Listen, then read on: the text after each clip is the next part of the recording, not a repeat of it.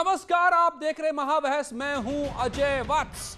हाथरस कांड का पूरा सच बाहर लाने के लिए न्यूज 18 की टीम 7 बजे से लगातार नए खुलासे कर रही है, बड़े खुलासे कर रही है। जो पूरे मामले को अब तक जिस तरीके से आप देख रहे थे, आप घूम जाएंगे, चकरा जाएंगे, क्योंकि पूरा मामला लगता है कुछ और ही है। पूरा मामला बेनकाब हो रहा है। इससे पहले दिखाया कि चंद्रपा थाने का तत्कालीन एसओ 14 सितंबर की पूरी सच्चाई को किस तरह से उन्होंने बताया। एसओ दिनेश शर्मा ने बताया कि पीड़िता के साथ गैंगरेप हुआ ही नहीं था, इसकी रिपोर्टिंग नहीं की गई थी जब 14 को पहली एफआईआर दर्ज कराई गई थी। अब आपको दिखाने जा रहे हैं हाथरस के तत्कालीन सीओ राम शब्द की गवाही।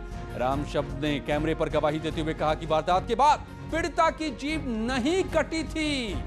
राम शब्द ने यह भी कबूल किया कि जीभ कटने की अफवाह उड़ाई गई। हाथरस के एक और किरदार विवेक ने कैमरे पर बताया कि गांव में आने से पहले बड़ा जाम लग गया था जब शव को लाया जा रहा था। इन खुलासों को कवर करने वाली हमारी अंडरकवर की टीम हाथरस की एक परतें खोलेंगी, मगर उससे पहले कैमरे पर एक और बड़ी गवाही देखिए। आज हम नहीं बोलेंगे, आज हमारे खुफिया कैमरे में कैद वो लोग बोलेंगे जिन्होंने हाथरस की घटना को सबसे नजदीक से देखा, उसकी पड़ताल की, और आज हाथरस की घटना का इतिहास और भूगोल दोनों बदल जाएगा। खुलासा नंबर 1, निलंबित इंस्पेक्टर दिनेश वर्मा का विस्फोटक खुलासा। जरा सुनिए, आधी रात को अंतिम संस्कार क्यों हुआ। वापस पड़ गई थी रात को ही। रात वाला मैटर तो मैं चला आया, वो हम नहीं उसके बारे में बता सकते। लेकिन जो आपको आप सीधे बातचीत करते हैं पता लगता है। नहीं, एलआई की रिपोर्ट ये थी और शासन की रिपोर्ट ये थी कि परवाने के लिए चाह था डेड बॉडी रखे योगी जी को सुना आपने, सीएम योगी को मजबूर होकर वहां आना पड़े, इसलिए पूरी तैयारी चल रही थी। खुलासा नंबर 2, निलंबित सीओ राम शब्द का सबसे बड़ा दावा। जीभ वगैरह जो कटी नहीं थी। जीभ नहीं कटी। और अब इस मामले में सबसे बड़ा दावा भी देख लीजिए। ये हाथरस कांड में अब तक सबसे बड़ा, सबसे सनसनीखेज और सबसे विस्फोटक दावा है। ऑनर किलिंग भी हो सकती है। ऑनर के बारे में कि ये हो सकता है कि साहब उस दिन जो मारपीट हुई है वो लड़की के भाई ने पीट पाट दिया इसमें। लेकिन सवाल है कि कुछ नेता वहां कौन सा खेल खेल रहे थे। हाथरस के बहाने कौन सी आग लगाने की तैयारी चल रही थी। क्या आप लोगों को पता चला था इस तरीके का? अच्छा, चंद्रगुप्त लेकर हमारे में नहीं, वो बॉडी भी नहीं आई थी तब तक तो यहाँ जाम लगा दिया मेन रोड में। वाल्मीकि समाज को चंद्रगुप्त ने, ये तो सबको मालूम है। वाल्मीकि समाज के लोग एकदम से अनकंट्रोल्ड हुए चले जा रहे थे, जलूस निकालने लगे थे। शाम तक आते आते उनकी भरमार लग गई पूरे यूपी में कैंडल मार्चों की।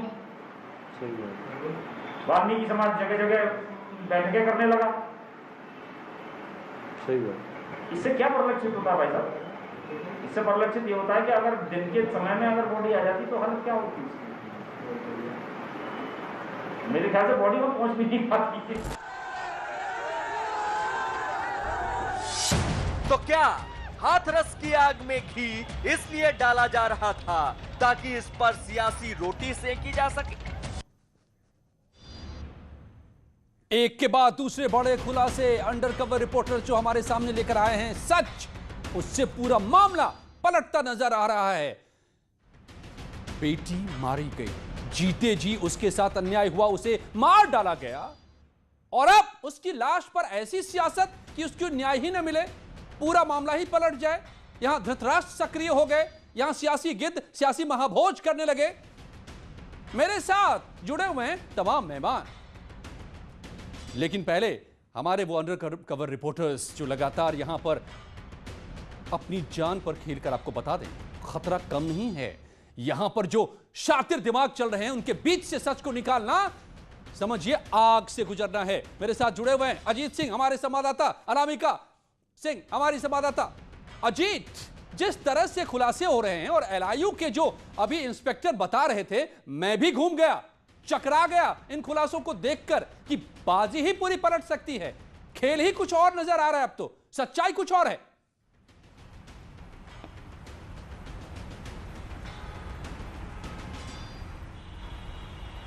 देखिए बिल्कुल अजय, इस पूरे मामले की सच्चाई कुछ और है और जो न्यूज़ 18 ने अपने स्टिंग ऑपरेशन में चलाया है, एसआईटी रिपोर्ट की जांच भी उधर ही जा रही है। इसीलिए एसआईटी टीम को 10 दिन का और मौका दिया गया है। पहली बात, एसआईटी टीम के पास कई ऐसे ताले हैं जिसकी चाबी उनको मिल गई है, यानी 14 से लेकर 22 तक कब क्या हुआ, कैसे हुआ, क्यों हुआ, स्टिंग ऑपरेशन में पूरा खुलासा न्यूज़ 18 ने किया है। क्योंकि जिस तरह 100 को सड़क पर रखकर सीएम योगी आदित्यनाथ को बुलाने की साजिश थी, एलआईयू इंस्पेक्टर इस बात का खुलासा कर रहा है।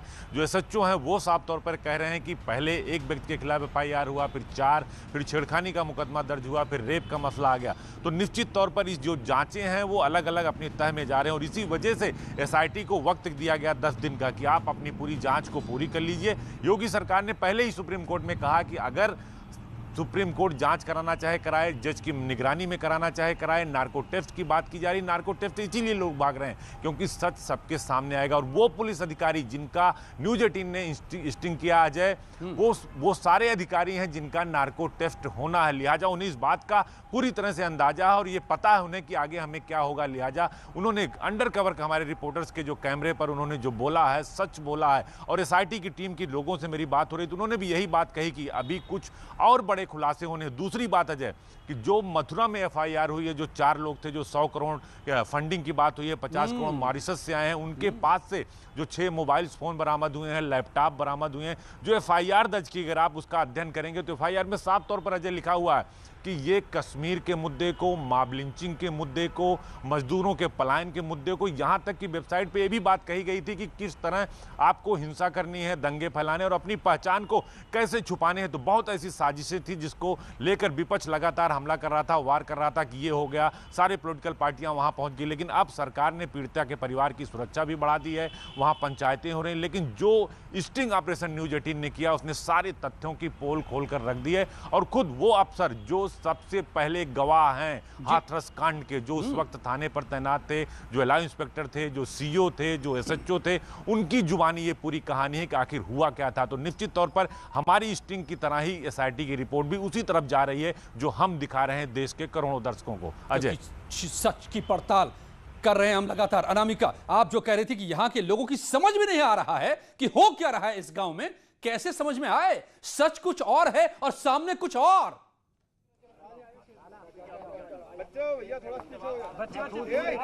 और देखिए ये वो गांव के लोग हैं जिनके घर के आसपास आरोपी भी रहते हैं और पीड़िता का परिवार भी रहता है। बहुत सारे लोग ऐसे हैं जिनकी छतें आपस में मिली हुई, जैसे कि आमतौर पे गांव वगैरह में होती हैं। तो ये लोग समझ नहीं पा रहे हैं कि जब मौके पर जो आरोपी है वो था ही नहीं, डेयरी में ड्यूटी कर रहा था, एक लड़का वहां पर था ही नहीं मौके पर, तो आखिर कैसे इन लोगों के नाम डाले गए? और शायद यही सवाल है इनके जहन में, जिसकी वजह से ये चाहते हैं कि नार्को टेस्ट करवाया जाए, सीबीआई जांच करवाई जाए। हालांकि हमारे साथ गाँव के बहुत सारे लोग जुड़े हुए हैं जो ये कह रहे थे कि हम विरोध करेंगे, हम पुतला जलाएंगे उन सियासी दलों का जो आकर के यहाँ पे अपनी सियासत चमकाने का प्रयास कर रहे हैं। तो मैंने इनको रोक रखा है। अभी मैंने कहा कि अभी नहीं जलाना, अभी हमारा शो चल रहा है, शो के बाद आपको जो करना हो आप कर सकते हैं, वो आपकी अपनी इच्छा है। अभी जो बात चल रही है, जिस तरीके से पूरा केस जा रहा है, क्या लगता है आपको कि वाकई में बहुत सारी बातें ऐसी हैं जो सामने आनी बाकी हैं? बिल्कुल मैडम, यहाँ पर जो आप केस है, आप रिपोर्टिंग कर रही हैं, आप 14-15 दिन हो गए आपको यहाँ पर, कितने एविडेंस चाहिए हमें? आप कितने एविडेंस चाहिए? डेयरी वाला अपना कहते हैं बयान दे रहा है, मेडिकल रिपोर्ट सामने आ रही है, क्या है ये? दोषी चाहे तो ठाकुर हो या जाटव हो या वाल्मीकि हो, हमें उसे सामने चाहिए। सही बात है। नहीं वो तो ठीक है, लेकिन सामने आएगा कैसे? और जिस तरीके से पीड़िता की अगर मौत हुई है तो दोषी कोई तो है, जघन्य अपराध तो हुआ है, लेकिन सच सामने कैसे आएगा?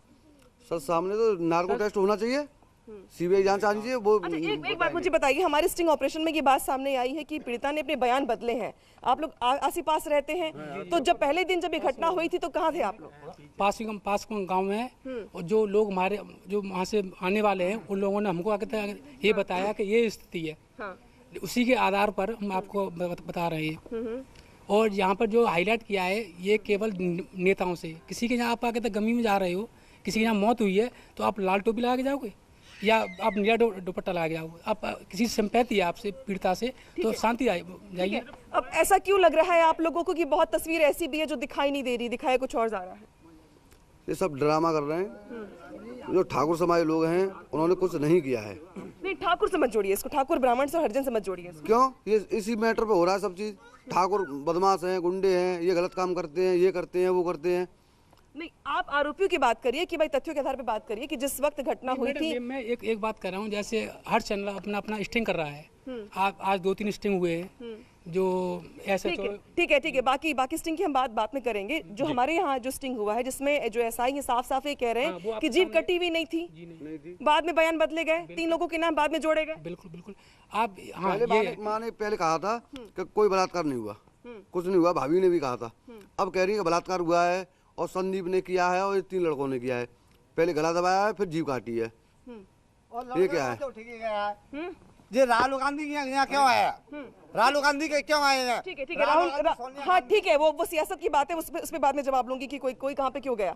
लेकिन सियासत से इतर सच्चाई की अगर बात करें हम, तो डिस्टिंग ऑपरेशन में बातें सामने आ रही हैं कि 3 लोगों के नाम बाद में जोड़े गए। किस आधार पर?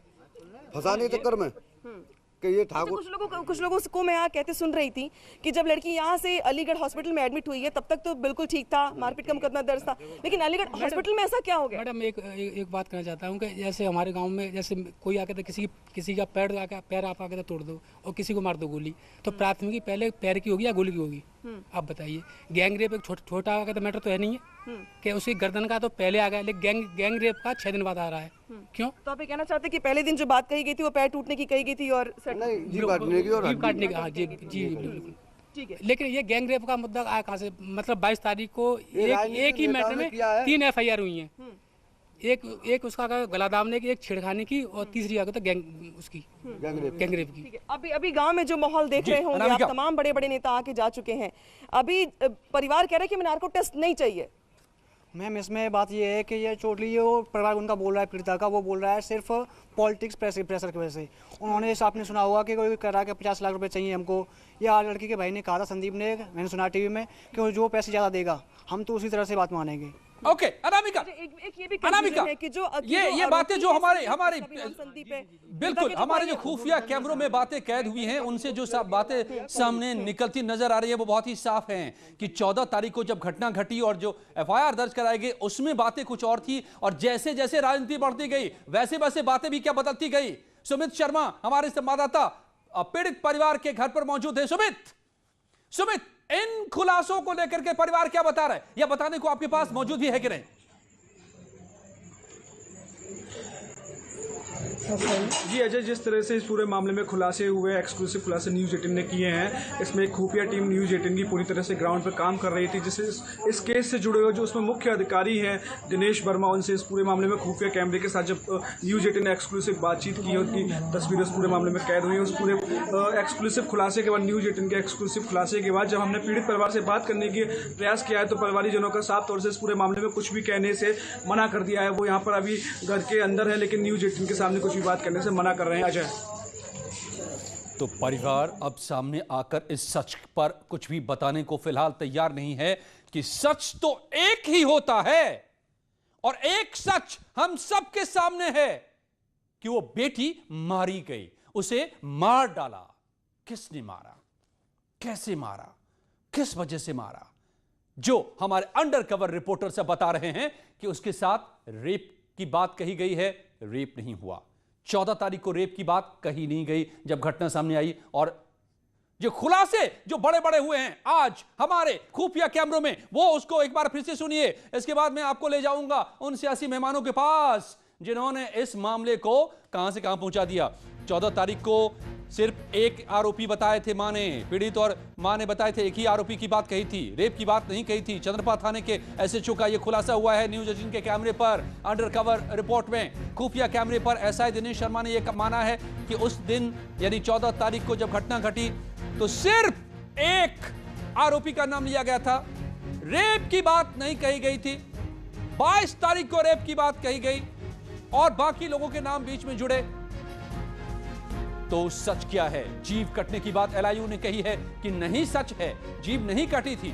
14 सितंबर को बुलगड़ी में आखिर क्या क्या हुआ, कैसे मारी गई बेटी, और उसके न्याय से अब खिलवाड़ कौन कर रहा है? उसकी जिंदगी से खिलवाड़ और उसकी मौत से भी खिलवाड़। और इसीलिए न्यूज 18 वादा करता है कि सच को सामने लाएगा। न्यूज 18 आपके सामने दंगे की बड़ी कोशिश थी, शव आने से पहले जाम लग गया था। यह भी एलआईयू जो है यहां के विवेक वो बता रहे हैं, दिन में शव आता तो बड़ा बवाल खड़ा हो जाता। हाथरस केस में यह अब तक का सबसे बड़ा खुलासा है। एलआईयू यानी लोकल इंटेलिजेंस यूनिट, खुफिया विभाग के जो इंस्पेक्टर है वो बता रहे कि चारों तरफ अफवाह फैला दी गई थी, सियासी लोग सक्रिय हो गए थे। आपको बताऊं कि भीम आर्मी के 400 लोगों पर अब तक मामला दर्ज हो चुका है। मेरे साथ आलोक अवस्थी बीजेपी के नेता जुड़े हुए हैं, सुश्री विश्वास नेता कांग्रेस जुड़ी हुई है, शादाब चौहान प्रवक्ता पीस पार्टी के जुड़े हुए हैं, AK जैन साहब का भी इंतजार है, पूर्व डीजीपी मेरे साथ जुड़ चुके हैं। सबसे पहले सुश्री विश्वास, अरे मामला तो कुछ और था और यहां तो खेल कुछ और शुरू हो गया और आप लोग भी उसमें नाचने लगे उस खेल में। देखिए क्या क्या खुलासे हो रहे हैं। ये तो बेटी की जिंदगी के साथ खिलवाड़ हुआ, उसको किसी ने मार डाला और उसकी मौत पर सियासी नंगा नाच सच को पूरा बदल कर रख दिया। कौन कौन आपको कसूरवार?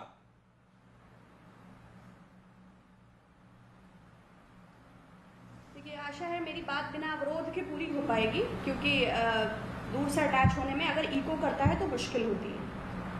पहली चीज तो ये कि मृतका गैंगरेप पीड़िता का वीडियो बयान अवेलेबल है, मुझे उस पर ज्यादा फेथ करना है, क्योंकि 2.5 महीने रिया का सर्कस मीडिया ने चलाया और उसके बाद अब क्या मीडिया रिया से माफी मांगेगा, क्योंकि सीबीआई और सबने कह दिया कि सुशांत का आत्महत्या।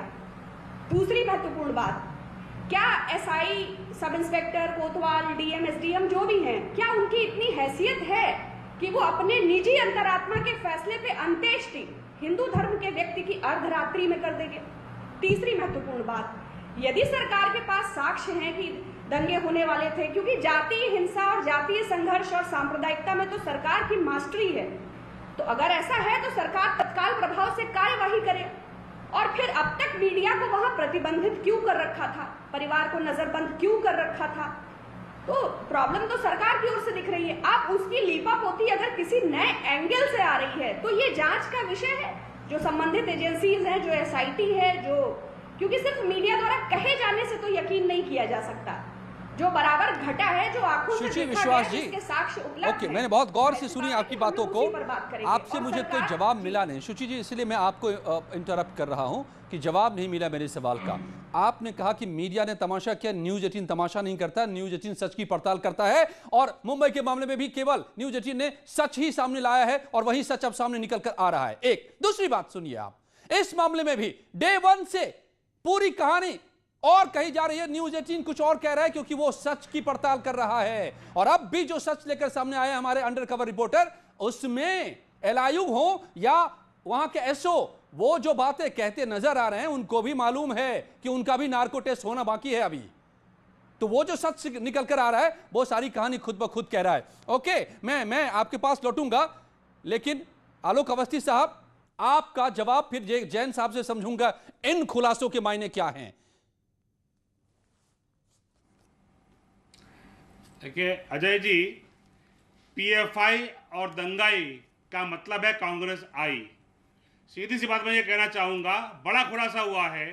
एक कांग्रेस के बड़े नेता जिसका नाम शिवराज जीवन है, उसका स्टिंग भी एक चैनल ने किया है और सामने आया है कि कैसे सुनिश्चित रूप से हिंसा करने की साजिश करी गई थी, दोनों तरफ के आदमियों के मारने की बात करी गई थी, और ये भी कहा गया था कि जब लोग मरेंगे दोनों तरफ से तो हम प्रियंका वाड्रा और राहुल गांधी को लेकर के आएंगे उन लाशों पर राजनीति करने के लिए। ये एक आज बहुत बड़ा खुलासा हुआ है देश के अंदर। तो देश के अंदर जाति दंगों में झोंकने की साजिश थी। 100 करोड़ रुपए विदेशों से मंगाया गया, 50 करोड़ रुपया मॉरिशस से आया, 50 करोड़ रुपया जो है और अरब कंट्रीज से आया। ये देश को बांटने वाले, दंगा की आग में झुलसाने वाले ये कौन लोग हैं? कांग्रेस का लेकिन अवस्थी जी, ये कौन लोग हैं ये भी पता करने की जिम्मेदारी आप ही की है। आपकी नाक के नीचे इतनी बड़ी बड़ी साजिशें कौन कैसे बुन ले रहा है? देखिए अजय जी, हमने इसमें कई 4 लोगों को पकड़ा है पीएफआई के, साजिश का पर्दाफाश भी सरकार ने किया है, उनकी जो इंटेलिजेंस यूनिट है उसने किया है। लेकिन राहुल गांधी प्रदेश को और देश को दंगे में फैलाना क्यों चाह रहे हैं? अपनी अमेठी की हार को वो बर्दाश्त क्यों नहीं कर पा रहे हैं? क्यों उत्तर प्रदेश को जो है जाति दंगे की आड़ में जलाना चाहते हैं? आपको याद होगा CAA के जब मामला आया था, उसमें जो दंगा हुआ था, PFI का हाथ आया था और दंगाइयों के घर पे प्रियंका वाड्रा गई थी, न किसी पीड़ित के यहाँ पे नहीं गई थी। तो कांग्रेस बहुत बुरी तरह से षड्यंत्र में फंसती नजर आ रही है और मुझे लगता है कि कानून के हाथ उनके गर्दनों में पहुंचेंगे। शिवराज जीवन फरार है, उसके खिलाफ FIR कर दी गई है, सारी पुलिस जो है उसको ढूंढ रही है, उसको गिरफ्तार करेंगे तो उसके लिंक से प्रियंका वाड्रा और राहुल गांधी ठीक है इसका क्या रोल था सामने आएगा। साजिश जो भी कर रहे हों, बिटिया की मौत के पीछे जिसकी साजिश हुई या उसके बाद जो सियासी साजिश के संकेत मिल रहे हैं, सबका खुलासा करने की जिम्मेदारी आप ही की है, आपकी सरकार की, आपकी पुलिस की है। AK जैन साहब, आप तो खुद पेशेवर पुलिसकर्मी रहे हैं, DGP रहे हैं, जरा समझाइए जो न्यूज 18 के कैमरे पर आज जो बातें आ रही हैं, मैं तो घूम गया। LIU के लोग क्या क्या बता रहे हैं, ऐसो क्या क्या कह रहे हैं कि 14 तारीख को जब घटना घटी FIR दर्ज कराई गई, एक ही आरोपी का नाम लिया था। पीड़ित पक्ष के लोगों ने रेप की बात नहीं कही थी, 22 तारीख को रेप की बात कही गई, इस बीच में और लोगों के नाम उसमें जुड़ते चले गए, जीप कटने की अफवाह फैलाई गई। जिस दिन संस्कार होना था, शव आ रहा था, चारों तरफ बहुत बड़ा ताना बाना बुना जा चुका था, वहां जमा किए गए थे लोग बहुत बड़ा हंगामा खड़ा करने के लिए। और LIU के इंस्पेक्टर को मैंने यह भी कहते सुना है कि हो सकता है परिवार के लोगों ने ही मारा हो। आपकी समझ में क्या बात आ रही है पेशेवराना नजरिए से, इन बातों, इन खुलासों से? देखिए, इतने वर्जन निकल कर आ रहे हैं, जितने मुंह उतनी बातें हैं। चारों अभियुक्त, ये बात हमें माननी पड़ेगी, चारों अभियुक्त जेल में हैं। धारा 302, 376D, 307, SC/ST एक्ट सब धाराएं लगी हुई हैं। स्टेट गवर्नमेंट भी इस बात के लिए प्रयासरत है कि क्या सच्चाई है उसकी तह तक जाना चाहिए। इसीलिए मुख्यमंत्री जी ने बिल्कुल सही कदम उठाया कि CBI को इन्वेस्टिगेशन दे दिया, जिससे कि कोई दोषारोपण ना कर सके कि यूपी पुलिस इसको फेवर कर रही है, उसको नहीं कर रही है। ये एक अद्भुत बात हुई है कि सुप्रीम कोर्ट में यूपी गवर्नमेंट ने एफिडेविट लगाया है और सुप्रीम कोर्ट से अनुरोध किया है। मैंने अपनी 37 साल की सर्विस में ये कभी नहीं देखा कि सुप्रीम कोर्ट मॉनिटर्ड इन्वेस्टिगेशन होना चाहिए। इसके कई लाभ होंगे। एक तो जो वहां पर पॉलिटिकल टेम्परेचर बढ़ रहा है, एक कास्ट डिवाइड आ गई है, उसको भी थोड़ा संभालने में इससे मदद मिलेगी और जो सच्चाई है वो निकलकर सामने आ सकेगी। देखिए, अब ये कोर्ट ऑफ लॉ तय करेगा। अब ये तो तय समय से होगा कि हाई कोर्ट इसका मॉनिटर करेगा कि सुप्रीम कोर्ट इसका इन्वेस्टिगेशन मॉनिटर करेगा। मॉनिटरिंग जरूर होगी। तो उसके बाद जो है, ये जितनी मेडिकल रिपोर्ट्स हैं, जो अब तक की सब आख्याएं हैं, ये सब कोर्ट के द्वारा एग्जामिन की जाएंगी और उसके आधार पर निर्णय लिया जाएगा। ये जो अनर्गल बातें लोग कह रहे हैं और वातावरण को और दूषित कर रहे हैं, इसका हमें कतई संज्ञान नहीं लेना चाहिए। वो तो जितने मुंह है उतनी बातें होंगी। कोई CDR की कॉल डिटेल रिकॉर्ड्स की बात कर रहा है, कोई किसी से कर रहा है। भाई, एक गांव में रहते हैं, आपस में एक दूसरे से भाईचारा होता है, आपस में बातचीत भी होती रही होगी। इससे कोई रेप का जस्टिफिकेशन थोड़ी हो जाता है, मर्डर का जस्टिफिकेशन नहीं हो जाता है। गंभीर अपराध घटित हुआ है और मैं समझता हूँ यूपी गवर्नमेंट की भी इच्छा है कि इसकी तह तक जाया जाए। बिल्कुल। और जो भी दोषी हैं उनको सजा मिले। यही असल बात है। मॉनिटर्ड इन्वेस्टिगेशन हो। यही सबसे बड़ा सवाल है कि पीड़िता जिसकी मौत हुई उसको न्याय मिले, उसका न्याय कहीं छिप न जाए सियासी इस शोर शराबे और हंगामे के बीच अनामिका। लेकिन यहां तो वही हंगामा नजर आ रहा है ना इस गांव में। आप तो लगातार यहां बनी हुई हैं।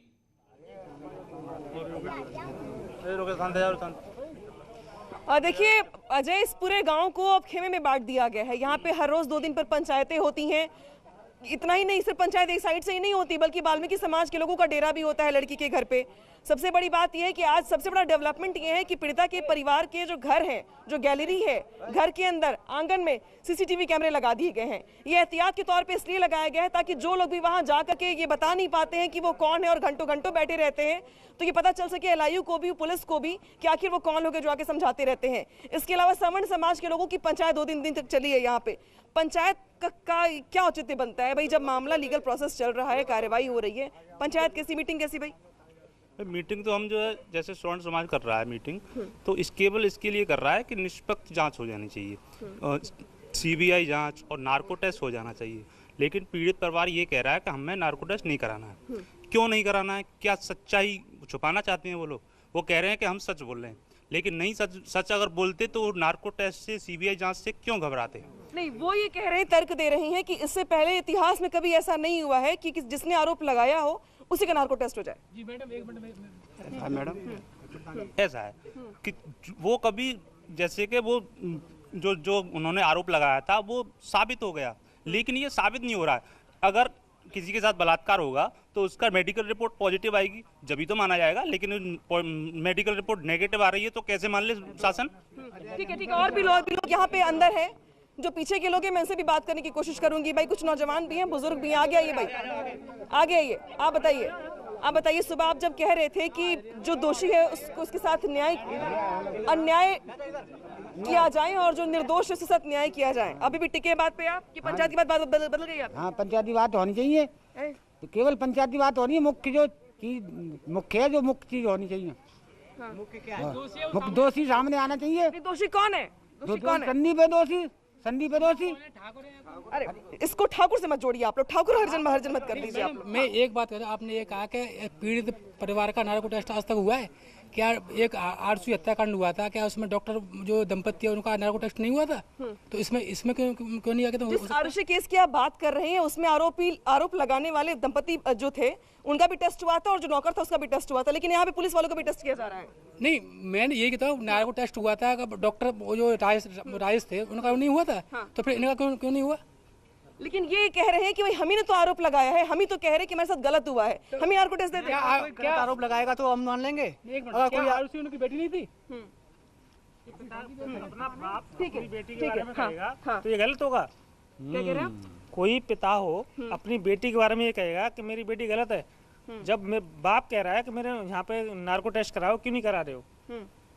लड़के का बाप कह रहा है नार्को टेस्ट कराओ, क्यों नहीं करा रहे हो आप?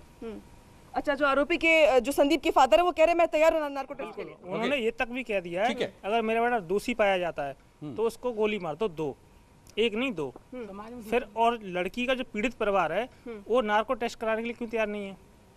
और 3 बार ऐसा हो चुका है देश के अंदर, 3 बार नार्को टेस्ट हो चुका है। लड़की जो पीड़ित परिवार होता है, जिसपे आरोप होता है, जो आरोप लगाता है, 3 बार ऐसा इंडिया में हो चुका है। और ऐसा बहुत हीनियस क्राइम में होता है जब ये लगता है कि जो आरोप लगा रहा है वो भी कुछ छुपा रहा है। जी, मैं इस बात को कहना चाहता हूँ कि इस केस में, बुलगड़ी कांड में, इसकी सीबीआई जांच हो, जो दोषी हैं उन्हें सजा मिले, जो निर्दोष हैं उनको छोड़ा जाए। और उत्तर प्रदेश के मुख्यमंत्री आदित्यनाथ योगी जी से मुझे पूरी उम्मीद है और ठाकुर समाज को पूरी उम्मीद है कि वो इस केस में न्याय करेंगे, फैसला सही लेंगे। बात घुमाइए मत, वो ठाकुर समाज कहे या हरिजन समाज कहे या ब्राह्मण समाज कहे या ओबीसी समाज कहे, इससे कोई लेना देना नहीं। लेकिन मुद्दा सिर्फ इतना ही है कि गांव के लोगों को ये लग रहा है कि अगर परिवार नार्को टेस्ट से जी जी जी जी जी बिल्कुल, सियासत ने दरअसल वो हालात पैदा कर दिए हैं कि अब लोग भी यहां पर सोचने लग गए हैं।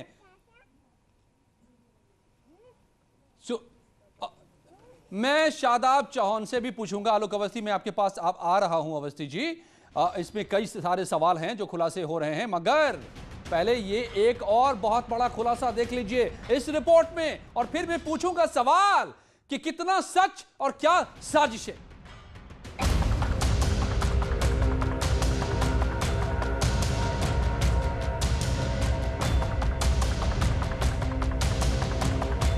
सच और झूठ की पड़ताल में हमारी पहली मुलाकात हुई हाथरस के इंस्पेक्टर दिनेश वर्मा से।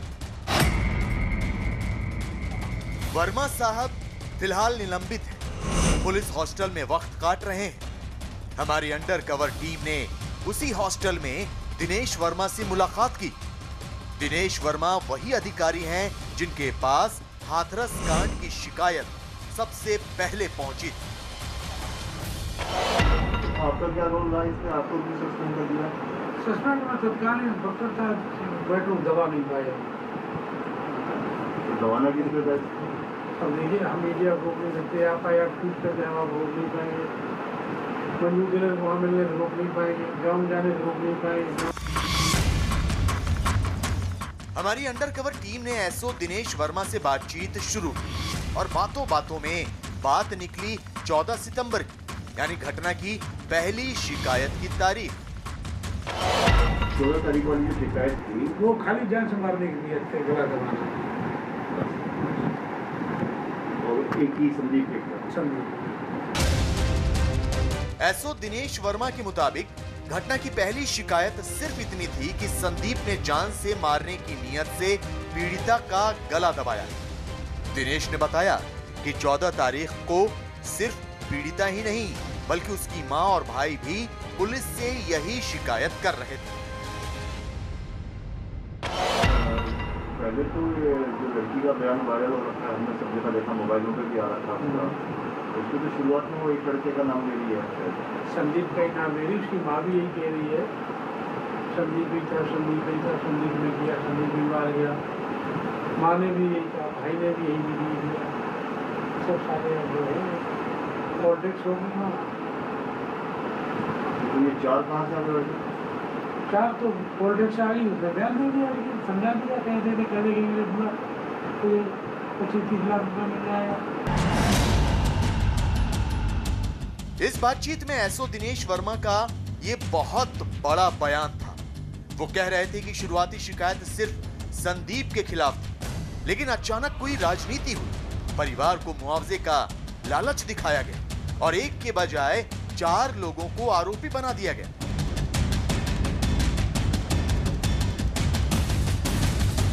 लेकिन दिनेश वर्मा ने इससे भी ज्यादा चौंकाने वाला बयान तब दिया जब हमारी अंडरकवर टीम ने साफ साफ पूछा कि क्या ये वाकई गैंग रेप का मामला है। तो आप लोगों ने जो जांच की, आपके मुताबिक क्या लग रहा है कि केस कैसा है?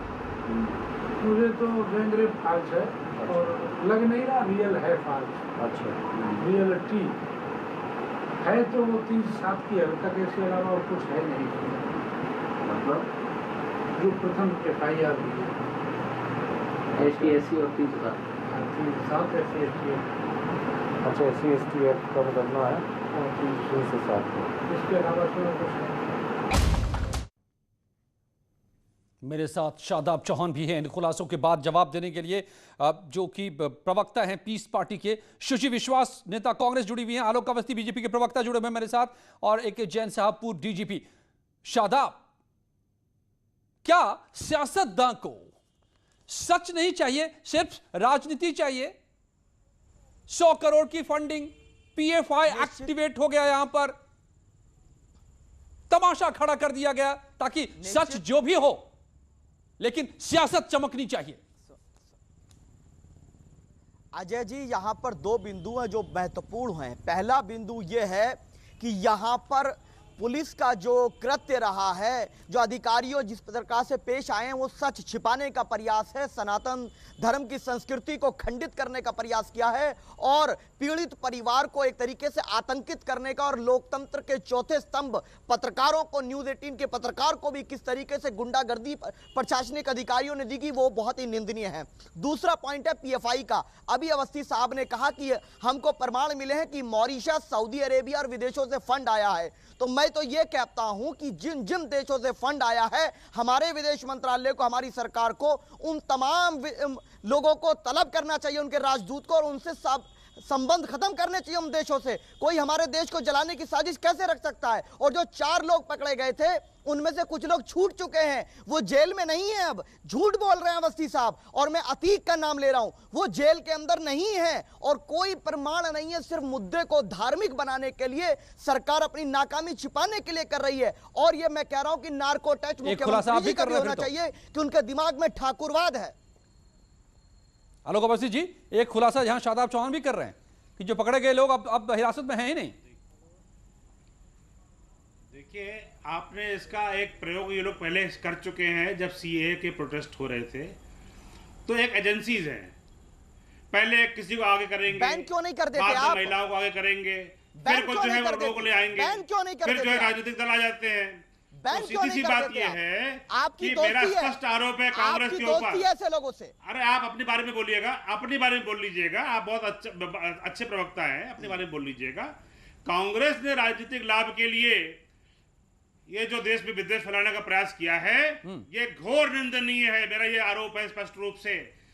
शिवराज जीवन जब परिवार से मिला जाके पीड़िता की, वो पीड़िता देश की बेटी है, उसको जातियों में बांट करके छोटा मत करिए। वो देश की बेटी है, भारत की बेटी है, और उसके साथ पूरा न्याय होगा। उसके साथ जिन लोगों ने अपराध किया है उनको कड़ा दंड मिलेगा। सीबीआई को इसीलिए मुख्यमंत्री योगी आदित्यनाथ जी ने कहा कि सीबीआई जांच करेगी, और यहाँ सुप्रीम कोर्ट में भी कहा कि आप सुप्रीम कोर्ट खुद जो है इस पर जो है अपनी निगरानी में जांच करे। सरकार उसमें साफ साफ चाहती है कि उसमें ओके शादाब, इस बात का क्या जवाब है? आप जो कह रहे हैं कि अगर सरकार गलत बुन, आप कह रहे हैं कि सरकार भी साजिश रच रही है हिंदू मुसलमान कराने के लिए। सरकार तो खुद सुप्रीम कोर्ट में कह रही है, अभी जैन साहब ने बताया ना आपको, सरकार खुद सुप्रीम कोर्ट में कह रही है कि आप अपनी निगरानी में जांच करवा लो। अब इससे बड़ी बात क्या हो सकती है भाई? ऐसा कभी हुआ ही नहीं। मैं वही बता रहा हूं अजय जी, अवस्थी साहब ने मेरे एक भी सवाल का जवाब नहीं दिया कि जिन देशों पर इल्जाम लगाया है उनसे संबंध कब खत्म कर रहे हो? वहां तो मोदी जी जाकर सेल्फी लेते हैं, वो हमारी देश में दंगा भड़काने के लिए ये कोई बात नहीं कि आप देशों से और पीएफआई हर मुद्दे में आरोप नहीं लगा है, क्योंकि पीएफआई से भाजपा का संबंध वहां पे रहने वाले आतंकवादियों ने भेजा है, स्कैपगोट बना रही है, आतंकवादियों ने भेजा है पैसा, बकरा बना रही है, किसी देश ने नहीं भेजा है। अरे अवस्थी साहब सुनिए, टॉलरेंस सही कर लीजिए। अवस्थी साहब घबरा क्यों रहे हैं? जो है राजनीतिक ज्ञान समझ में आगे कितना है? अरे आप देश को गुमराह मत करिए, आप देश को गुमराह मत करिए, देश की बेटी को न्याय मिलने दीजिए, देश की बेटी को न्याय मिलने दीजिए। कांग्रेस और कांग्रेस के पीछे छुपे हुए पीएफआई और कांग्रेस का क्या संबंध है कि देश के सामने आना चाहिए? ये बहुत बड़ा आरोप लगा रहे हैं आप कांग्रेस पर। मुझे शुचि विश्वास का जवाब लाना पड़ेगा, उनको मौका देना होगा।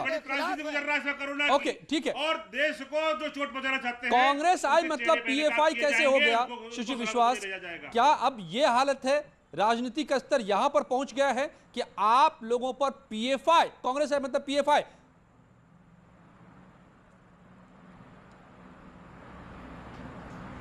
देखिए, पहली चीज तो ये कि दुष्कर्म एक बहुत ही गंभीर और क्रूर अपराध है। इसको सवर्ण, दलित या अल्पसंख्यकों के नजरिए से ना देखते हुए आधी आबादी के नजरिए से देखा जाए, और सत्तानशीन सरकार इस पर एक नैतिक और एक मानवीय और एक वैधानिक संदेश दे। दूसरी महत्वपूर्ण बात, जो सरकार महामारी को कम्युनलाइज करती है, महीनों प्रोपेगेंडा चलाती है, सब्जी के ठेलों पर झंडा लगाती है, जातीय हिंसा में जिसकी मास्टरी और पीएचडी है, आने के बाद सबसे पहले अपने मुकदमे वापस करती है, और बहुत उदाहरण है एनीवेज। तो उससे हम इससे ज्यादा अपेक्षा नहीं करते कि वो अपनी नाकामी छुपाने के लिए जातीय संघर्ष और सांप्रदायिक हिंसा का सहारा लेगी। तीसरी महत्वपूर्ण बात, जो 135 पेज का हलफनामा सुप्रीम कोर्ट में उत्तर प्रदेश की सरकार द्वारा दाखिल किया गया है, उसमें पहली तो झूठ ये कहा गया जो कि अवमानना भी है। एक बात नहीं समझ पा रहा हूं शुचि विश्वास, आप कह रहे हैं कि सरकार नाकामी छिपाने के लिए ये सब सहारा ले रही है, तो सरकार खुद जाके सुप्रीम कोर्ट को क्यों कह रही है कि आप जांच करवाओ, अपनी निगरानी में जांच करवाओ? ऐसा खुद जैन साहब कह रहे हैं कि उन्होंने अपने जीवन में नहीं देखा, जो डीजीपी रह चुके हैं। 135 करोड़ के, सुन लीजिए, बिल्कुल सुन लीजिए, 135 पेज का जो एफिडेविट उत्तर प्रदेश की सरकार ने दिया है, हालांकि कट कॉपी पेस्ट करने में उनकी क्या कहा जाए, लेकिन उसमें भी नकल के लिए अकल की जरूरत होती है। उसमें ब्लैक लाइव्स मैटर का जिक्र किया है, उसमें न्यूयॉर्क पुलिस स्टेशन का जिक्र किया गया है, उसमें कहा गया कि हाथरस गैंगरेप पीड़िता का ठीक है, दाह संस्कार नियम और समय मेरे पास कम है। जैन साहब की एक टिप्पणी जरूरी होगी। जैन साहब सुन लीजिए, जिन जिक्र किया गया है टेरर फंडिंग के लिए, उन ट्विटर हैंडल्स की फॉलोइंग। ओके जैन साहब, अगर सरकार साजिशें बुन रही है तो वही सरकार सुप्रीम कोर्ट को कह सकती है आप जांच कराइए। क्या ये दोनों बातें मेल खाती नजर आ रही है आपको? आपकी आवाज थोड़ी कट गई जी। क्या अगर सरकार खुद कुछ छिपाना चाह रही है, जैसा कि शुचि जी को लगता है, शादाब को लगता है, तो वही सरकार सुप्रीम कोर्ट को कह सकती है क्या कि आप अपनी निगरानी में जांच कराइए?